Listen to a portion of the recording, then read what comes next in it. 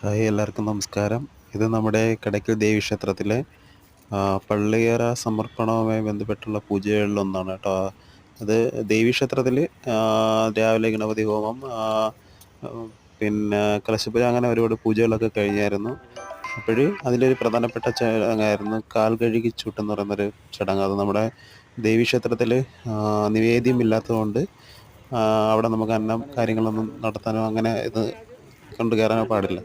അപ്പം അങ്ങനെ ഒരു പൂജ ഉള്ളത് കൊണ്ട്, ക്ഷമിക്കണം, ഇങ്ങനൊരു കാൽ കഴുകിച്ചൂട്ട് എന്ന് പറയുന്ന ഈ ഒരു ചടങ്ങ് ഉള്ളത് കൊണ്ട് ഇത് നമ്മുടെ തളിയിൽ മഹാവിഷ്ണു ക്ഷേത്രത്തിൽ വെച്ചാണ് നടത്തുന്നത്. അതായത് സാധാരണ ഭഗവാന്റെ മുമ്പിൽ നാണ് നടത്താറുള്ളതെന്നാണ് തന്ത്രി പറഞ്ഞിട്ടുള്ളത്.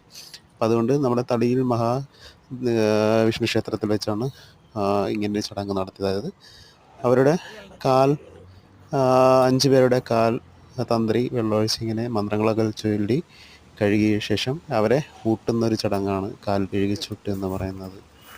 അത് ജീവിതത്തിൽ കാണാൻ പറ്റുന്നതല്ല. ഞങ്ങൾക്കൊന്നും ജീവിതത്തിൽ ഇങ്ങനെ ഒരു ചടങ്ങൊന്നും കാണാതെ പറ്റിയിട്ടില്ല. പക്ഷേ ഇപ്പോൾ അതിനുള്ളൊരു ഭാഗ്യം കിട്ടി.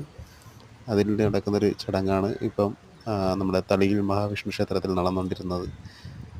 അപ്പം ഇനി ബാക്കിയുള്ള ഇവർക്ക് ഇനി ഊട്ടും, അതായത് ഇവരെ ഇലയിട്ട് അതിൽ കുറേ കർമ്മങ്ങളൊക്കെ ഇത് ചെയ്ത ശേഷം ഇവർക്ക് അന്നം ഊട്ടുന്ന ഒരു ചടങ്ങ് കൂടെ ഉണ്ട്.